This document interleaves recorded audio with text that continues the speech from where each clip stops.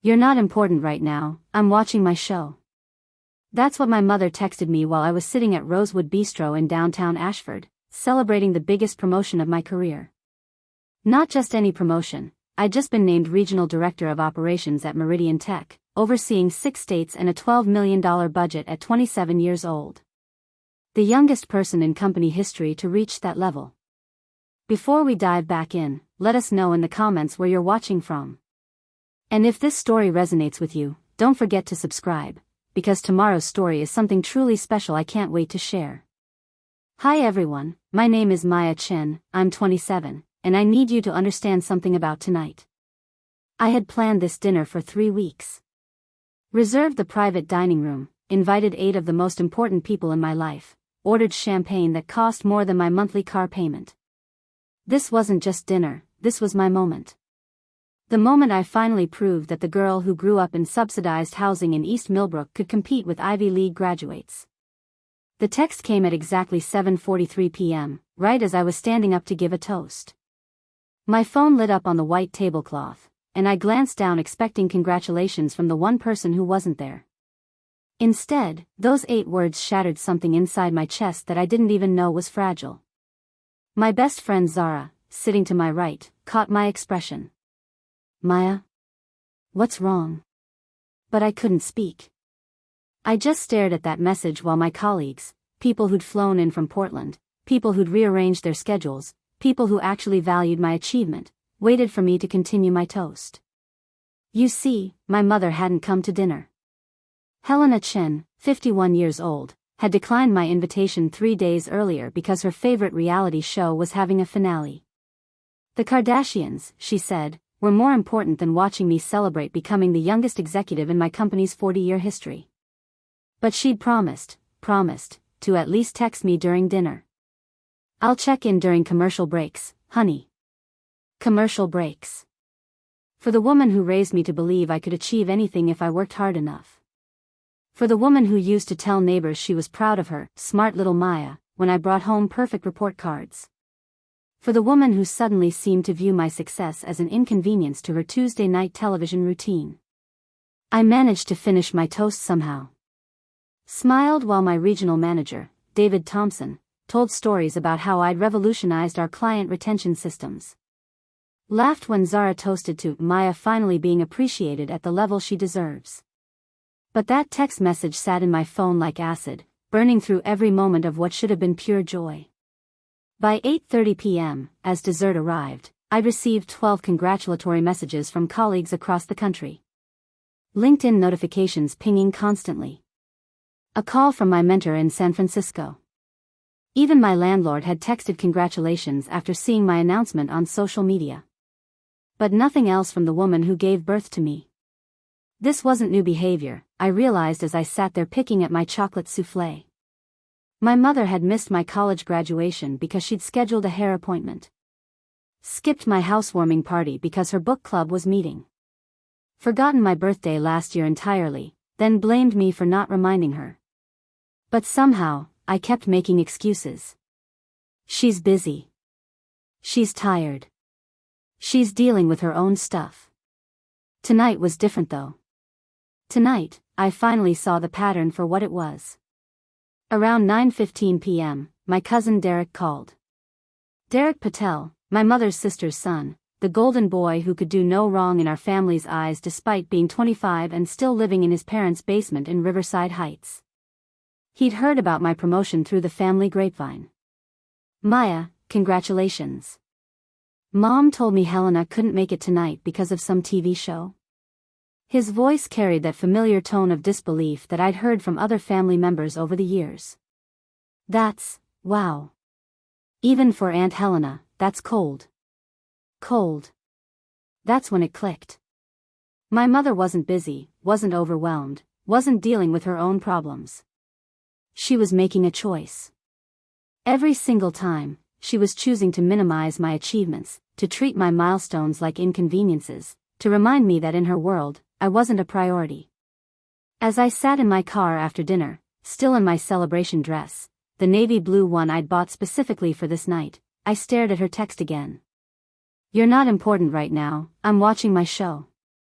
Not, sorry I can't talk. Not, congratulations, we'll catch up tomorrow.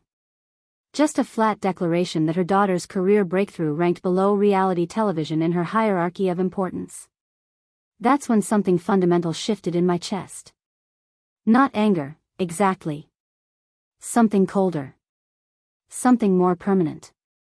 I'd spent 27 years trying to earn a love that was apparently conditional on convenience. I'd made myself smaller, quieter, less demanding, hoping that maybe if I didn't ask for too much, she'd give me the bare minimum of maternal pride. But tonight, surrounded by people who genuinely celebrated my success, I finally understood what I'd been missing. Respect. Basic human respect from the person who was supposed to love me unconditionally. I didn't text her back that night. Instead, I drove home to my apartment in Camden District, hung up my celebration dress, and made myself a cup of tea. Because sometimes the most important moments aren't the ones where you speak. Sometimes they're the ones where you finally stop begging for crumbs and start realizing you deserve the whole meal. And tomorrow, I would start figuring out exactly what that meant. It took a lot of care and time to prepare and narrate this for you, so if you're enjoying it, a quick subscribe really helps and means the world to us. Alright, let's get back to it. The next morning, I woke up with that strange clarity that only comes after a night of complete emotional exhaustion. No tears, no anger, just mathematical precision. I made my coffee in my usual blue mug, the one Derek had given me when I got my first job at Meridian Tech 3 years ago. Ironic, considering he'd show more support for my career in one phone call than my mother had in years. I didn't call her. I didn't text. I did something much more strategic. At 9 a.m., I was sitting in my new corner office. Yes, the promotion came with a corner office on the 18th floor overlooking Ashford's financial district, when I opened my laptop and began what I now call the documentation project. You see, being regional director of operations means I understand systems. I understand cause and effect. I understand that problems don't get solved by hoping they'll disappear, they get solved by creating consequences that make better behavior the only logical choice. First, I opened a new folder on my desktop, Helena, Pattern Recognition. Then I started typing. Every missed birthday, every skipped milestone, every time she'd chosen something trivial over something meaningful to me. The data was staggering. In the past 5 years alone, missed my college graduation, hair appointment, skipped my promotion to senior analyst, book club, forgot my 26th birthday entirely, declined my housewarming party, didn't specify why, and now this. But here's what I realized as I compiled this list: my mother wasn't just neglectful. She was strategic. She always had an excuse that sounded reasonable to outsiders. Hair appointments are important. Book clubs are commitments. People forget birthdays sometimes. Individually, each incident could be explained away. Collectively, they painted a picture of someone who systematically devalued my achievements. At 10:30 a.m., I made my first calculated move. I called my bank and opened a separate savings account. Then I transferred exactly $50,000, my promotion bonus, which wouldn't arrive for another month, but I had enough savings to front it. This account had one purpose: to fund what I was now privately calling the investment. See, my mother had been asking for financial help for months. Her car needed repairs, $3,200, her roof needed fixing, $8,500, and she wanted to take a vacation to Hawaii with her sister, my Aunt Priya, which she'd estimated at around $4,000. Total, $15,700. For months, she'd been dropping hints about how successful Maya could probably help her mother out, especially once this big promotion came through. I'd been planning to surprise her with the full amount as a gift. A gesture of love, a way to show that my success could benefit our whole family. I'd even imagined the moment, handing her a check, watching her face light up, finally getting the maternal pride I'd been craving my entire life. But Tuesday night changed everything. Instead of a gift, this was now going to be a lesson in value. At lunch, I called my cousin Derek. Hey, can you do me a favor? Don't mention my promotion to the rest of the family yet. I want to surprise everyone at Aunt Priya's birthday party next weekend. Of course, Derek said. But Maya, I'm still shocked about your mom. Like, genuinely shocked. Even my parents think it was harsh. Perfect. The family was already talking. My second strategic move happened at 3 p.m. I called Riverside Bank, where my mother had her checking account, the same bank I'd used since college, which meant I knew her account information from years of occasionally transferring her small amounts for emergencies. But instead of making a deposit, I was gathering intelligence. Hi, I'm checking on my mother's account status for Maya Chen. I'm considering making a large gift deposit and want to ensure there are no issues with her account. Let me check. Mrs. Chen. Her account shows she's currently overdrawn by $127, and she has 3 pending charges that haven't cleared yet. A large deposit would definitely help her situation. Overdrawn. 3 pending charges. My mother, who'd been too busy watching reality TV to celebrate my career breakthrough, was apparently broke. But instead of asking me directly for help, instead of being honest about her financial stress, she'd chosen to diminish the one night I'd asked her to prioritize me. That afternoon, I crafted the most carefully worded text message of my life. Hi Mom. I know you were busy last night, but I wanted to share some good news. My promotion came with a substantial bonus. I've been thinking about how to help family, and I have some ideas. Let's talk soon. I sent it at 4:17 p.m. and watched my phone. She responded in 43 seconds. Oh honey. Congratulations. I'm so proud of you. When can we talk? I actually have some things I need to discuss with you too. There it was.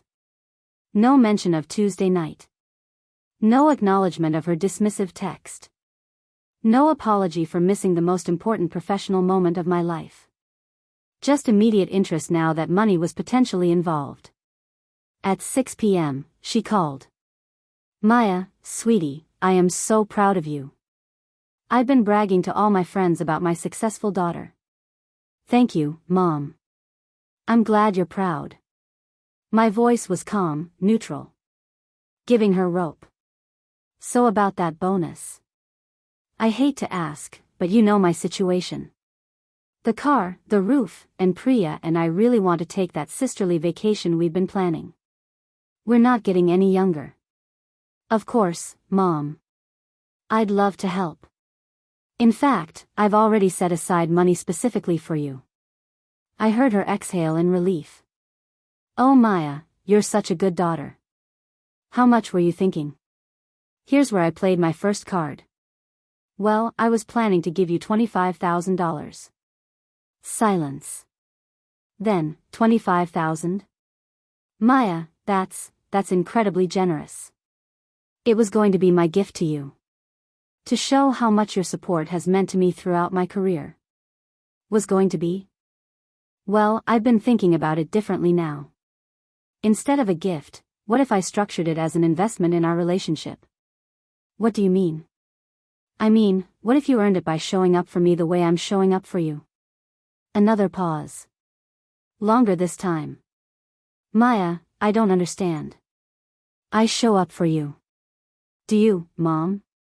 When was the last time you prioritized something important to me over something trivial to you? That's not fair. I'm a good mother. I'm sure you believe that. Here's what I'm thinking. I'll give you the $25,000, but first I want you to do something for me. What? Come to Aunt Priya's birthday party on Saturday.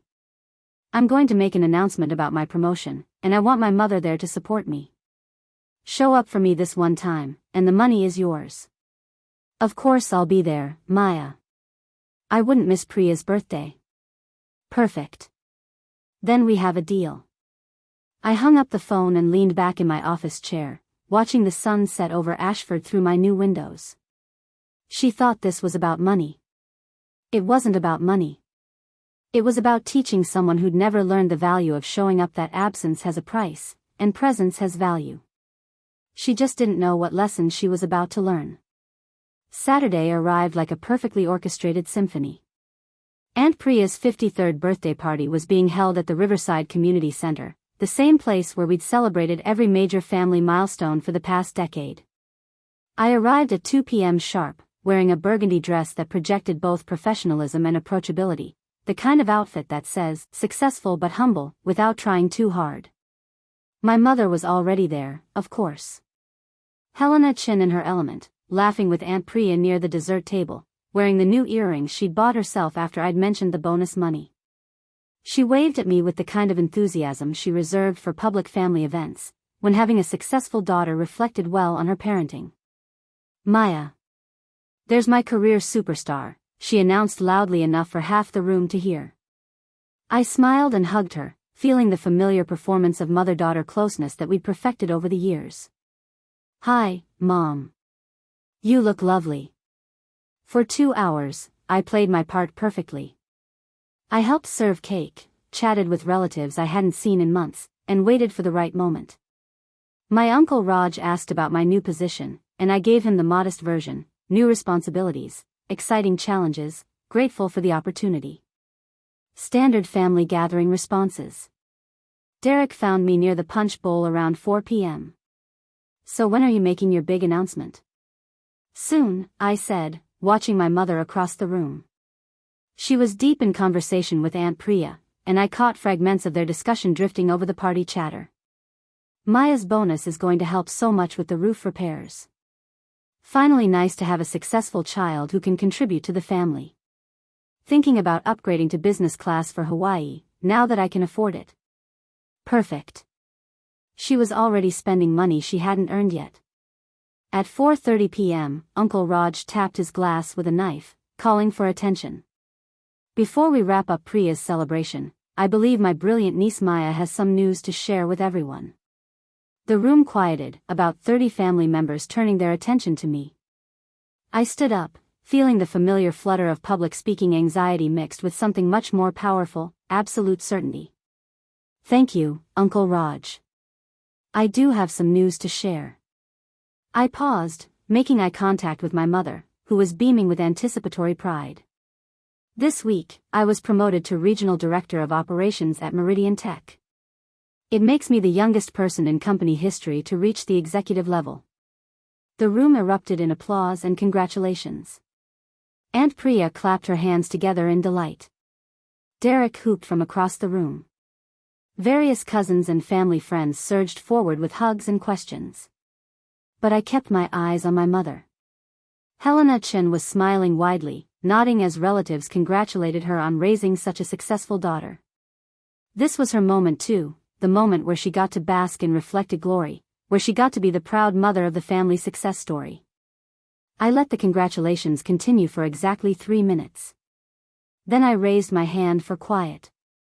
There's actually more to the story, I said, my voice carrying clearly across the room. This promotion came with a significant bonus, and I've been thinking a lot about family lately. About who shows up for the important moments. My mother's smile grew wider. This was going exactly as she'd expected. I hosted a celebration dinner on Tuesday night at Rosewood Bistro. I invited the people who've supported my career, who've made this achievement possible. I paused again, scanning the room. Unfortunately, my mother couldn't attend because she was watching television. The room went quiet in a way that felt different from the earlier anticipatory silence. This was uncomfortable quiet. Shifting in seats quiet. My mother's expression flickered, just for a second, from pride to confusion. Maya, honey, we talked about this. We did talk about it, Mom. In fact, you texted me during my celebration dinner to let me know that I wasn't important because you were watching your show. I pulled out my phone and read her exact message aloud. You're not important right now, I'm watching my show. The silence now was deafening. I could see family members exchanging glances, processing this information. Derek's mouth was slightly open. Aunt Priya looked genuinely shocked.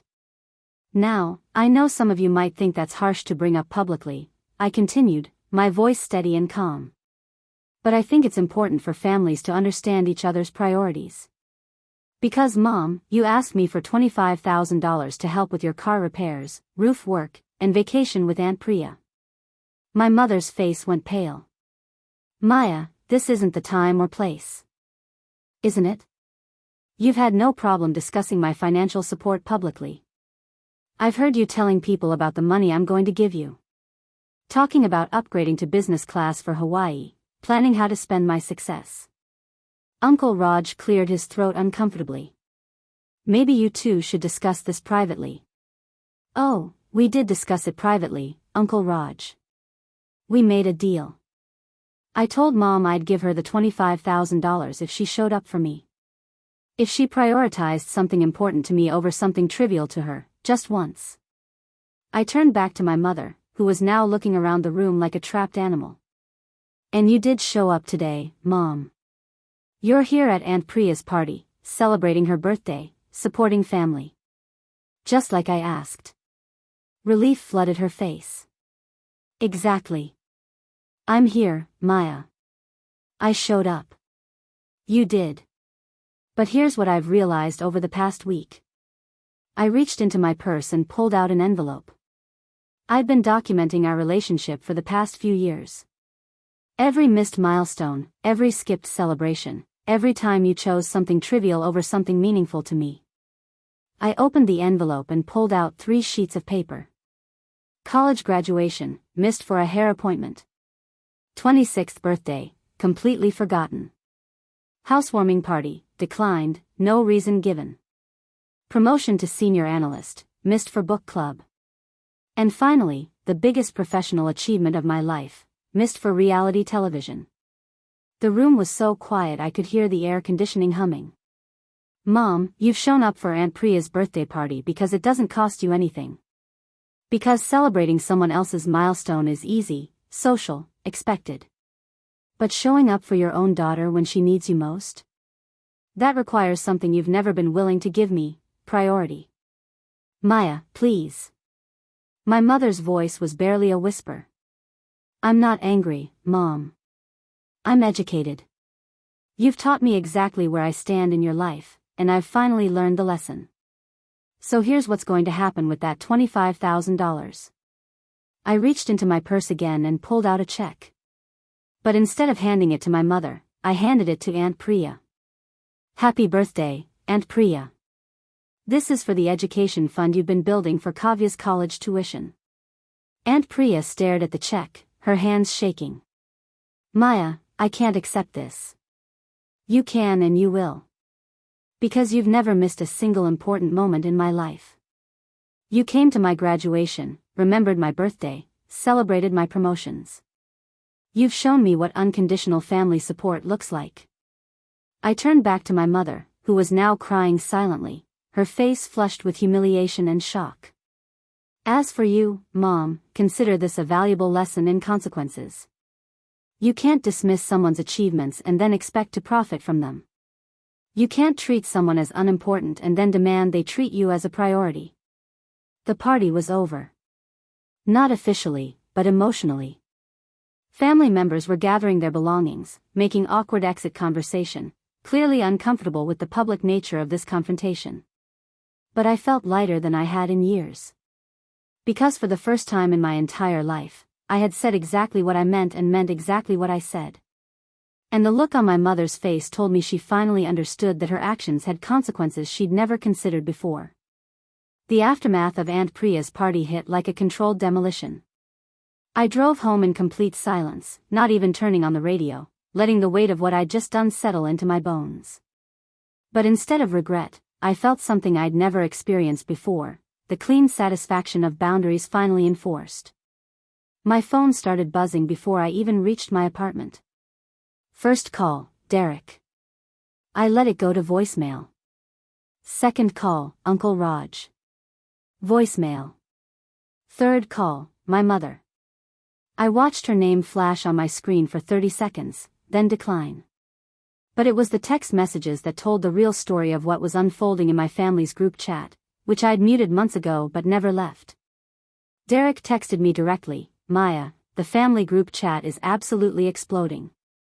Mom is having a complete meltdown. Like, I've never seen anything like this. I screenshot his message and saved it. Documentation was going to be important. By Sunday morning, the situation had escalated beyond anything I could have anticipated. I woke up to 17 missed calls from various family members and a string of text messages that read like a psychological thriller. From my mother, sent at 2:47 a.m., Maya, you humiliated me in front of the entire family. This is cruel and unnecessary. Call me immediately.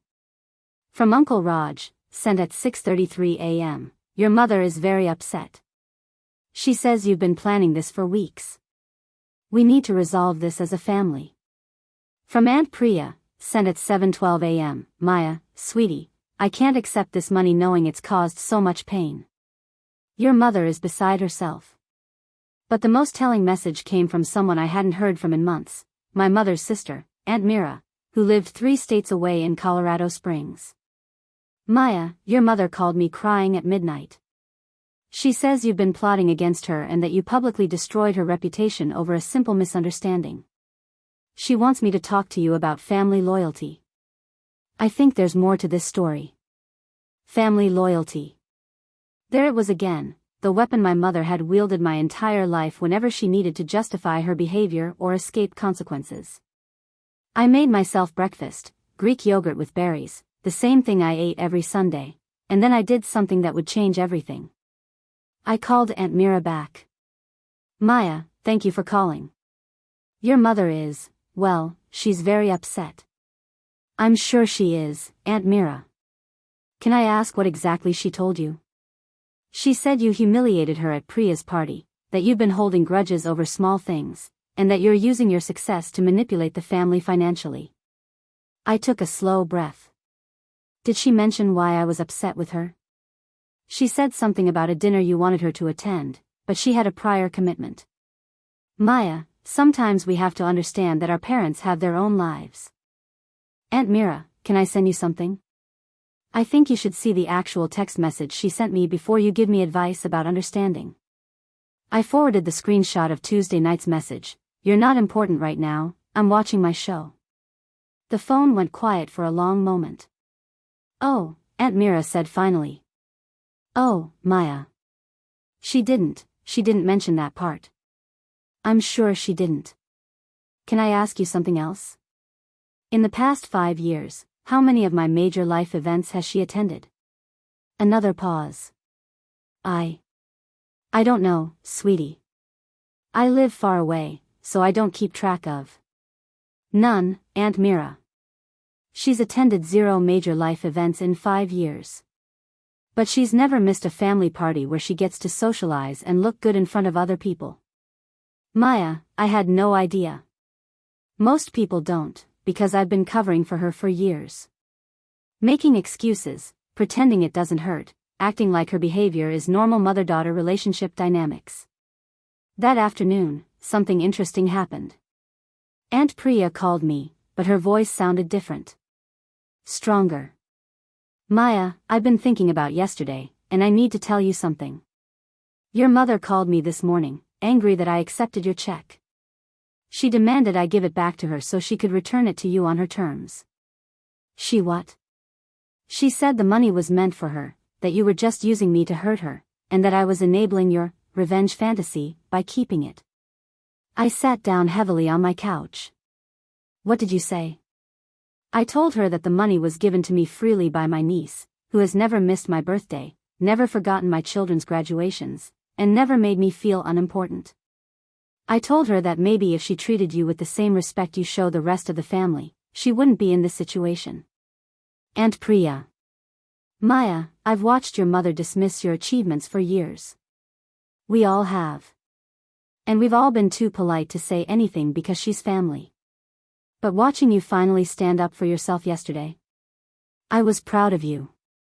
By Monday evening, the family dynamics had completely shifted.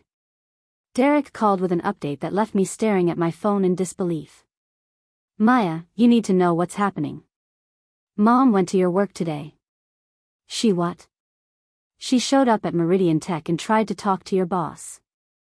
Said she wanted to explain the family situation and make sure your recent emotional instability wasn't affecting your work performance. My blood went cold. Derek, please tell me you're joking. I wish I was. But it gets worse. Apparently, your receptionist called security because Mom was demanding to speak to someone about your concerning behavior and refusing to leave when they told her you were in meetings. Oh my God. Maya, she's completely lost it. She's telling people you've had a psychological break, that the promotion went to your head, and that you're attacking family members who just want to help you stay grounded. I hung up and immediately called my assistant, Jennifer. Maya. I was going to call you first thing tomorrow. We had a situation today. I heard. I'm so sorry, Jennifer. What exactly happened? A woman claiming to be your mother came in around 2 p.m. She was very agitated, saying she needed to speak to Mr. Thompson about your mental state. When I explained that wasn't appropriate, she started raising her voice about family emergencies and demanding to know if you'd been acting strangely at work. What did you do? I called security immediately. She left, but Maya, she was saying some pretty concerning things about you. Mr. Thompson wants to speak with you tomorrow, just to make sure you're okay. After I hung up, I sat in my apartment as the reality of the situation crystallized. My mother hadn't just been embarrassed at the family party. She'd been exposed, and now she was trying to control the narrative by attacking my credibility professionally. This wasn't grief or hurt feelings. This was warfare. But here's what she didn't understand. I was a regional director of operations. I managed crisis situations for a living. I dealt with difficult people, hostile negotiations, and complex problems every single day. And I had been documenting everything. Tuesday morning, I walked into Mr. Thompson's office with a folder containing every text message, every voice message, and a detailed timeline of events. I also had something else, a recording app on my phone that I'd started using Sunday night, just in case. Maya, I want you to know that we don't take workplace disruptions lightly, but we also understand that family situations can be complicated. Mr. Thompson, I appreciate your concern. I think there are some things you should know about what's really happening. I opened the folder and showed him everything. The dismissive text during my celebration dinner. The documented pattern of missed events. The public humiliation at the family party. And finally, yesterday's attempt to sabotage my professional reputation. David, my mother isn't concerned about my mental health. She's angry that I finally enforced consequences for her behavior, and she's trying to destroy my credibility to regain control. Mr. Thompson reviewed the documentation carefully. Maya, this is quite a pattern of manipulative behavior. It is. And I want you to know that if she contacts this office again, I'll be filing a restraining order for harassment. As I walked back to my office, my phone buzzed with a text from an unknown number. Then I realized it wasn't unknown, it was my mother, texting from a different phone. Maya, you need to stop this before you ruin our entire family. People are talking. This reflects badly on all of us. I screenshot the message, added it to my documentation file, and then typed back a response that felt like the final period on a very long, painful sentence. You ruined our relationship the moment you decided I wasn't important. Everything that's happened since then is just you discovering what that choice actually costs. I hit send and then did something I should have done years ago. I blocked her number. All of her numbers. Because sometimes the most powerful thing you can do isn't what you say. It's refusing to keep listening to people who have already told you exactly who they are. 3 months later, I was sitting in the executive boardroom at Meridian Tech, presenting quarterly projections to the board of directors. The numbers were exceptional. My region had exceeded targets by 18%, and I'd just been asked to spearhead a new initiative expanding our operations into the Pacific Northwest. As I clicked through my final slide, I felt that familiar surge of professional satisfaction that comes from work well done. But the real transformation wasn't in the conference room. It was in how I moved through the world now. After the meeting, as I gathered my materials, board member Patricia Chen, no relation, despite the shared surname, approached me. Maya, exceptional work as always. I wanted to mention, my daughter is graduating from business school next month, and I'd love for her to hear your perspective on leadership. Would you consider being our keynote speaker? I'd be honored, I replied, and meant it. 6 months ago, I would have immediately started worrying about whether I was qualified enough, smart enough, successful enough to give advice to other people. Now, I simply accepted that my expertise had value. The drive home took me past Riverside Heights, where my extended family lived. I didn't feel the familiar knot of anxiety anymore when I saw the exit signs. Instead, I felt something closer to curiosity about how they were all doing, the kind of distant care you might feel for acquaintances who used to be closer. Derek had been texting me regularly with family updates. Aunt Priya had used my gift to not only secure Kavya's college fund but also to start a small scholarship program for first-generation college students in our community. Uncle Raj had begun asking more questions about what had really happened between my mother and me, and apparently several family members were reassessing their own relationships with Maya Chen. But the most significant update had come 2 weeks ago. My mother had been reaching out to family members, trying to rebuild alliances and craft a narrative where she was the victim of an ungrateful daughter's cruelty. The problem was, once people started paying attention to patterns instead of individual incidents, her behavior became impossible to defend. Derek told me that during a family barbecue at Uncle Raj's house, my mother had made a comment about Aunt Priya, flaunting the money I'd given her, suggesting it was inappropriate to accept gifts intended to manipulate family dynamics. Aunt Priya had apparently stood up, walked over to my mother, and said, "Helena, Maya has shown me more genuine care in one gesture than you've shown her in years. Maybe instead of being angry about where her love goes, you should ask yourself why it doesn't come to you anymore." The conversation at that barbecue had shifted something fundamental in our extended family's understanding of our relationship. But the real test of my new boundaries came on a Tuesday evening in late October, when I was leaving my favorite coffee shop in downtown Ashford with my usual lavender latte. I was checking emails on my phone when I heard a voice I hadn't heard in person since the day at Aunt Priya's party. "Maya." I looked up to see my mother standing beside a silver Honda Civic, the same car she'd needed $3,200 to repair months ago, which apparently still wasn't fixed. She looked smaller somehow, older, wearing a gray cardigan I didn't recognize and holding her purse with both hands like she needed something to anchor herself. For just a moment, my chest tightened with that familiar feeling of wanting to make everything okay, wanting to smooth over the discomfort and pretend nothing had happened. But I'd spent 3 months learning to distinguish between love and learned helplessness. "Helena," I said, using her first name instead of Mom, for the first time in my life. Her face flinched slightly at the formality, but she pressed forward. "Maya, I've been wanting to talk to you. I think there's been some misunderstandings between us." Misunderstandings. Even now, she couldn't call it what it was. "There haven't been any misunderstandings," I said calmly. "You've been very clear about where I rank in your priorities, and I've finally started believing you." "That's not fair. I love you. I've always loved you. I'm sure you do love me, Helena. But loving someone and respecting them are different things. And respecting someone and prioritizing them are different things too." She looked around the busy street, clearly uncomfortable having this conversation in public, where she couldn't control the narrative or perform for an audience. "Maya, I made a mistake.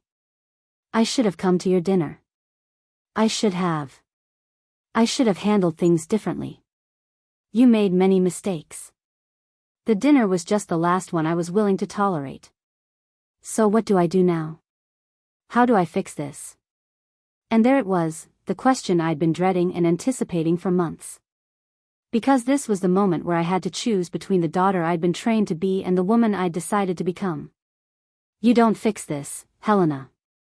You grow from this. You learn from this.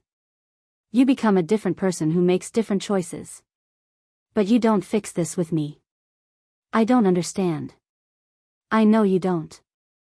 And that's exactly the problem. I started walking toward my car, but she followed me. "Maya, please. I'm your mother. We're family. Family forgives each other." I stopped and turned around, meeting her eyes directly for what I somehow knew would be the last time. Family respects each other. Family shows up for each other. Family treats each other's achievements as important. You taught me that family members are supposed to love you unconditionally, but you never learned that love requires showing up, not just saying words.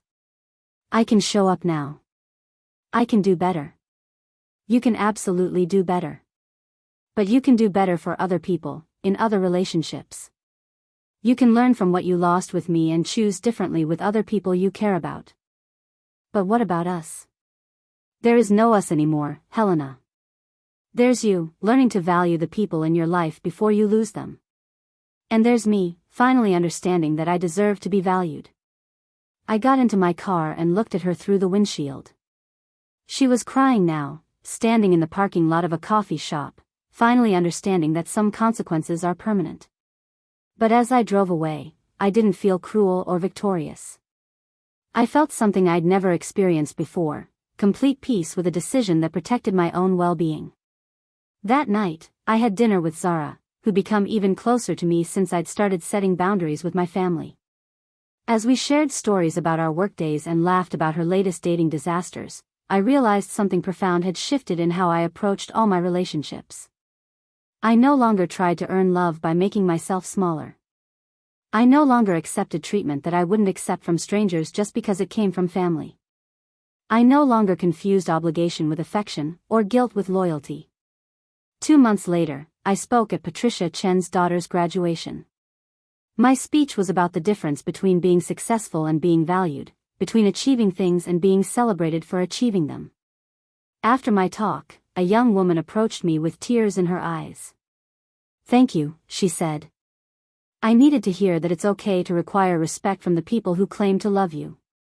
As I drove home that night, past the exit to Riverside Heights where my extended family still gathered for birthdays and holidays without me, I felt something I'd been searching for my entire life. I felt important. Not because of what I'd accomplished, not because of how much money I made, not because of the title on my business cards. I felt important because I'd finally learned to treat myself as important. And once you learn that lesson, you can never go back to accepting anything less. Coming up next, you'll see 2 more stories we handpicked just for you. If this one struck a chord, you're going to love what's next. Tap to keep the journey going.